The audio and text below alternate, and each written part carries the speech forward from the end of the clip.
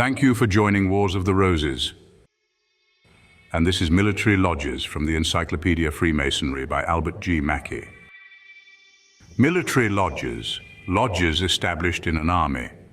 They're of an early date, having long existed in the British Army.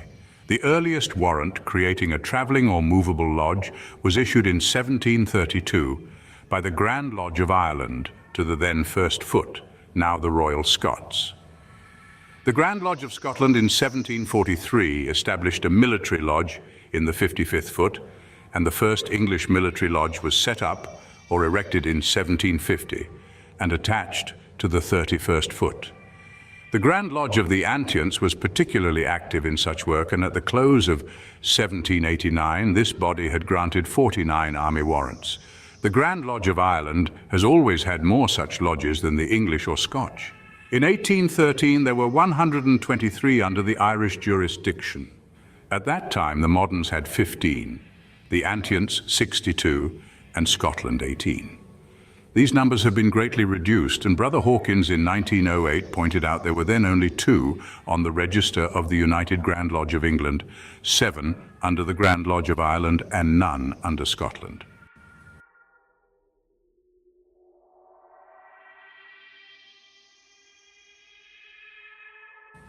In the United States of America, the first lodge of this kind of which we have any record was one the warrant for which was granted by the Grand Lodge of Massachusetts in 1738 to Abraham Savage to be used in the expedition against Canada. A similar one was granted by the same authority in 1756 to Richard Gridley for the expedition against Crown Point. In both of these instances, the warrants were of a general character and might rather be considered as deputations, as they authorized Savage and Gridley to congregate Freemasons into one or more lodges. In 1779, the Grand Lodge of Pennsylvania granted a warrant to Colonel Proctor of the Artillery to open a military lodge, which in the warrant is called a movable lodge. In the Civil War in the United States between 1861 and 1865, many military lodges were established on both sides, but it is questionable whether they had a good effect. They met, certainly with much opposition in many jurisdictions. In the Spanish War and in the World War, lodges were empowered to work the armies. In England, the system of military lodges is regulated by special provisions of the Grand Lodge Constitution.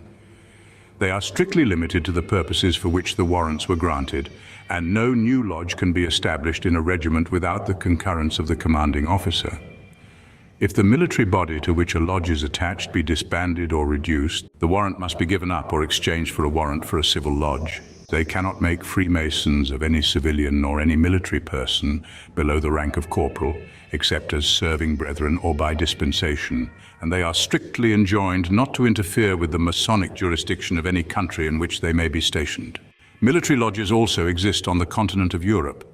We find one at Berlin in Prussia as far back as 1775 under the name of the Military Lodge of the Blazing Star, of which Wozzeck, the Masonic writer, was the orator. J. H. Manners Howe contributed to the graphic, December 11, 1909. See also Transactions Leeds Installed Masters Association, Volume 6, page 229, the following paper on fighting Freemasons, the influence of the Brotherhood in war. The annals of military Freemasonry may be described as a veritable romance of goodwill upon earth.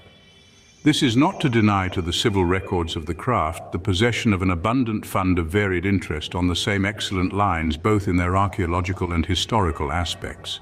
But after all, the warrior members of the Brotherhood are those who have always carried its influence into what are still the most strenuous paths of romance, those of military adventure.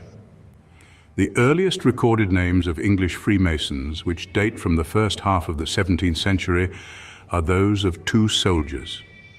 One of these was Captain Elias Ashmole of Warrington in Lancashire, who belonged to Lord Ashley's regiment in the King's service, the other being Colonel Henry Mainwaring, a soldier of the Parliament, whose name frequently appears in the annals of the Civil War. In Scotland, where Masonic records go back to an older time, there are many earlier names of warrior members among chief and clansmen alike.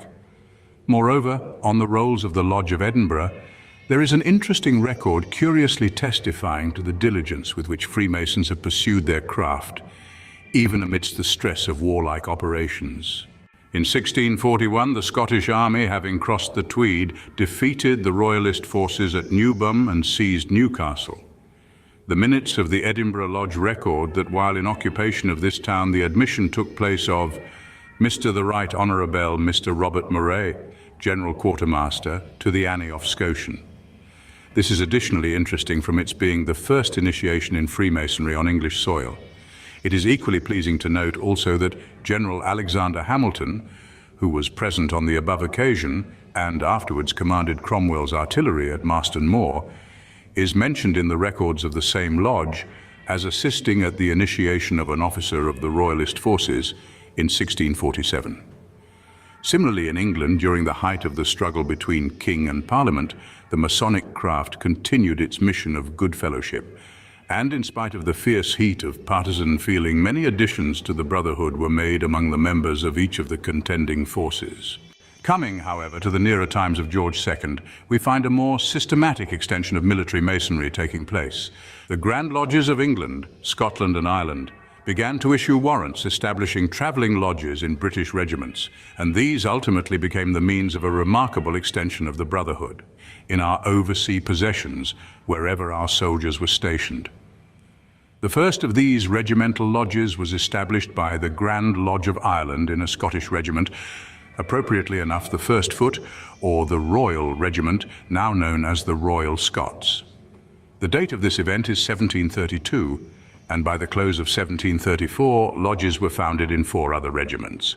These, which at the time bore the names of their colonels, were subsequently known as the 33rd, the 27th, the 21st and 28th. The record of their names is interesting inasmuch as they are those of the first British Corps in which Masonic lodges were created and maintained for many years. The example once set was soon followed, and ere long these travelling lodges began to increase and multiply throughout the British Army. They counted among their members numbers of the most distinguished soldiers of the time, and it is worth noting that from them, as the pioneers of Freemasonry in every part of the world garrisoned by British soldiers, has largely sprung and developed the great and important cult of Freemasonry in the United States. The history of these regimental lodges seems to have been a very checkered one, most of them expiring with occasional renewals after more or less prolonged existences. This, however regrettable, was the inevitable outcome of the military life, the constant migrations from station to station, war, and the death or retirement of members. From a grand total of some 400, they had dwindled 9 years ago to about 8, and now the general practice of soldier Freemasons is to become members of stationary lodges. At the Battle of Marne-la-Tour between the French and Germans in 1870, 13 French soldiers of the 64th Regiment, though opposed to a whole German battalion, refused to surrender, and getting behind a fallen tree, fought on till all were shot down except 3. The position was then rushed, and the survivors were about to be bayoneted when the French corporal gave the Masonic sign of distress. The German leader, also a Freemason, at once checked his men, crying, "Don't harm him, he is my brother," and parried the blow aimed at him. The Frenchmen were made prisoners, but their lives were spared. During the same war, some Prussians, after looting a French chateau and destroying everything they could not carry away, seized a box containing a large sum of money. They were about to maltreat the owner, who endeavored to prevent them, when, as a last thought, he made the same sign. The Prussian officer was a Freemason and instantly recognized the appeal. He expressed regret for what had been done and placed a guard over the chateau to prevent further outrages. It is in accordance with the highest and best in human nature, therefore, that so many of our leading soldiers should all have been Freemasons. Referring to recent times, we may mention Lord Chelmsford, of Ulundi fame, Sir Charles Warren, Lord Wolseley, Lord Roberts and Lord Kitchener of Khartoum, each of the last 3 being a past Grand Warden of England. The lively interest taken by the craft from of old in the brethren whose welfare may be involved in the fortunes of war is clearly shown in a few paragraphs mentioned by the Book of Constitutions, 1767, page 282, referring to the 7 Years' War, 1756 to 1763. These particulars are as follows. Grand Lodge at the Crown and Anchor Tavern in the Strand was held on the 24th of January 1760. A motion was made and seconded that the sum of £50 be sent to Germany to be distributed amongst the soldiers that are Masons in Prince Ferdinand's army, whether English, Hanoverian or Hessian. The Deputy Grand Master acquainted the brethren that Major General Kingsley, now in Prince Ferdinand's army, was a Mason, and that if it was agreeable he would write to him and desire he would distribute the aforesaid sum amongst the Masons, which passed unanimously. Ordered that the Treasurer do pay the sum of £50 into the hand of the Deputy Grand Master to remit to General Kingsley for the aforesaid purpose. Grand Lodge at the Devil Tavern, Temple Bar, 14th of May 1760 in due form. The Deputy Grand Master produced a letter from Major General Kingsley with a list of the Masons in Prince Ferdinand's army, also a receipt for the bill of exchange for the £50 ordered to be sent to Germany at the last quarterly communication. Thank you for watching, and please don't forget to share, like, subscribe and comment, and if you can, please consider donating to Wars of the Roses. Links to PayPal and Patreon are in the description. Thank you so very much.